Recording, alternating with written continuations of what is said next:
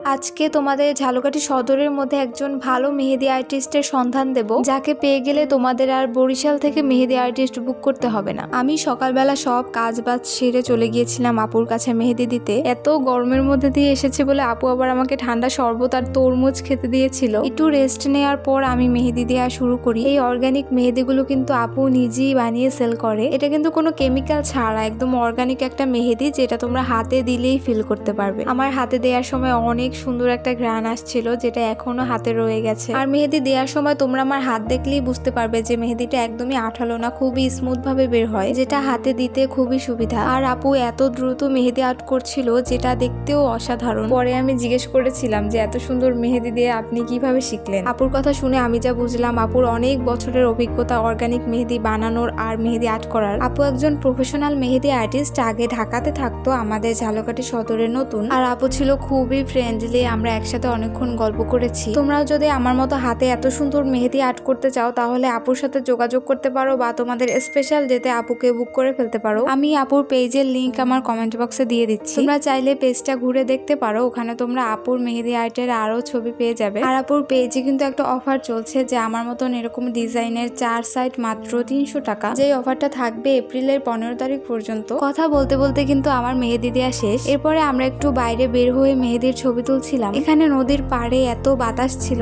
যে দাঁড়িয়ে থাকতেও ভালো লাগছিল। আর বাতাসে দাঁড়িয়ে থাকতে থাকতে মেহেদিও পুরো শুকিয়ে গিয়েছে। তো ছবি তোলা শেষ, এখন আমি বাসায় চলে যাব। বাসায় যাওয়ার পথে দেখলাম যে আপুর লাগানো গাছগুলোতে কত সুন্দর সুন্দর ফুল হয়ে আছে। আমাকে আবার কয়েকটা নয়নতারা ফুলও ছিঁড়ে এনে দিয়েছিল ভিডিও করার জন্য। তো আজকে এই পর্যন্তই। Thanks for watching.